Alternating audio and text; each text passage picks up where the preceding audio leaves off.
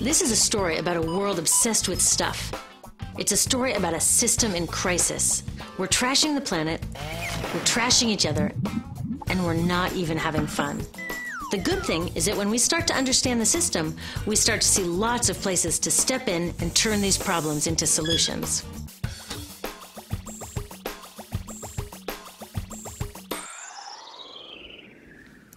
Can I tell you, I love my Pantene Pro V. Of the dozen or so personal care products that I use every day, it's the one I can't live without. Says it gives my dull hair the ultimate cool shine. How does it do that? I was wondering that while I was lathering it in my hair one day, so I read the ingredients right here. Sodium lauryl sulfate, tetrasodium EDTA, methyl isothiazolinone. What is this stuff? I took this list to some scientists who know how to read it. Turns out my Pantene contains a chemical linked to cancer. And lots of other products in my bathroom, from sunscreen to lipstick and even baby shampoo, also contain chemicals linked to cancer or other problems like learning disabilities, asthma, and even damaged sperm. Like most parents, I try to keep my family safe. But now I find out my bathroom is a minefield of toxins? What are we supposed to do? To find out the answers, we have to go back to one of the key features of our materials economy: toxics in, toxics out. If, at the factory, you pour toxic chemicals into a product, like baby shampoo, you're going to wind up with toxic baby shampoo, and toxics in workers, communities, and, babies. So let's take a closer look at this toxic outrage where it seeps into our lives every day, in the bathroom. The average woman in the U.S. uses about 12 personal care products daily. The average man about 6. Each product containing a dozen or more chemicals. Less than 20% of chemicals in cosmetics have been assessed for safety by the industry's safety panel, so we just don't know what they do to us when we use them. Would you fly on an airline that only inspects 20% of its planes? Of course, not all of these chemicals are dangerous, but we know that many are. Some are carcinogens. That means that they can cause cancer. Others are neurotoxins and reproductive toxins, proven to mess up brain development and reproduction in animals. Wait a minute, we're animals too. It's like a giant experiment. We're using all these mystery chemicals and just waiting to see what happens. One thing we do know is that they're getting inside us. I had my body's toxicity levels tested, and I'm loaded with things like mercury, flame retardants, triclosan, and lead. We all are. Even babies are being born pre-polluted. Now, I know we can't live in a lead-free world, but do we have to put lead in our lipstick? I don't know. Maybe it's my fault. Maybe I just bought the wrong thing. At the store, the choices seem endless. I can get lipstick in 49 shades, or shampoo for hair that's too dry, oily, fine, limp, or frizzy. But what about the choices that really matter? Like the choice to buy products that are safe? It turns out the important decisions don't happen when I choose to take a product off the shelf. They happen when companies and governments decide what products should go on the shelves. So who are these companies? This is Procter & Gamble. They're the ones offering me Herbal Essences, the #2 shampoo in the country. It contains toxic petrochemicals, made from oil. Since when is oil an herb? On cosmetics labels, words like herbal, natural, even organic have no legal definition. That means that anybody can put anything in a bottle and call it natural, and they do.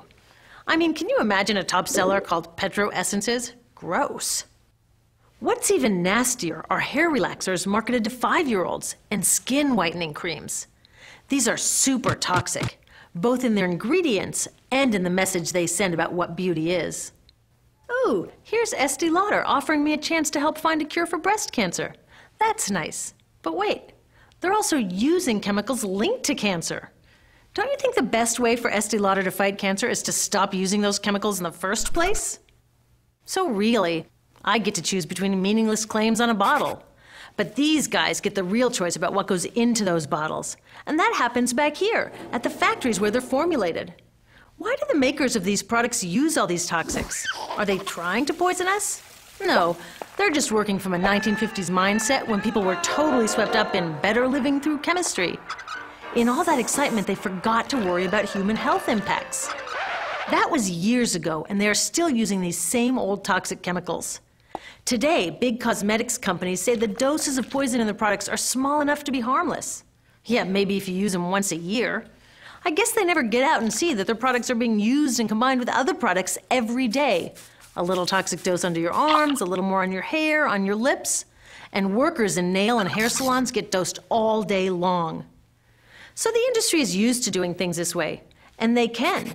Because even now that scientists have linked the chemicals they're using to all sorts of problems, there are no laws to get rid of them.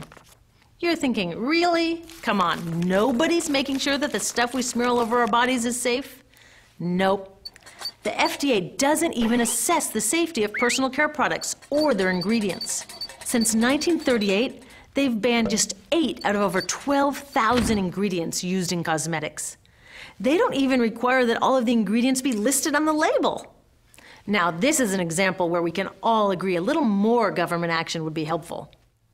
This lack of regulation leaves a huge hole that the cosmetics industry is all too happy to fill. They set up their own committee to self-police their products, and compliance with their recommendations is voluntary. So the cosmetics industry is making the rules and then deciding whether or not to follow them. So you see, it isn't our fault that these toxic products are in our bathrooms. It's a whole broken system that's ignoring the simple rule: toxics in, toxics out. But we're not helpless.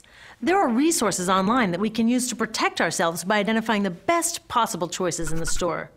But the real action is with people working to change the system. Because if we really want to solve this problem, we got to start here with these guys.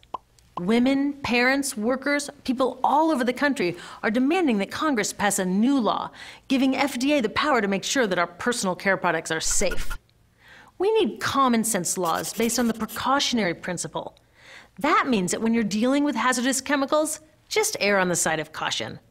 Let's not debate how much lead should be allowed in lipstick. Just get the toxic chemicals out of our products. Smarter laws would force companies to get past that old 50s mindset and figure out how to get us all clean and shiny without toxic chemicals. Can they? Totally. Many responsible cosmetics companies are already putting safer products on the market. Green chemists are developing substances that are designed to be safe and non-toxic in the first place. European governments have required the removal of many toxic chemicals, and companies have figured out how to comply. When cosmetics are reformulated to be safe and labeled honestly, then we can feel comfortable with the choices available at the store. We can choose bouncy hair or full hair, shiny lipstick or matte. We can even choose to feel beautiful without using 20 products. But we'll know that whatever we choose, the most important choice, the choice to be safe and healthy, has already been made.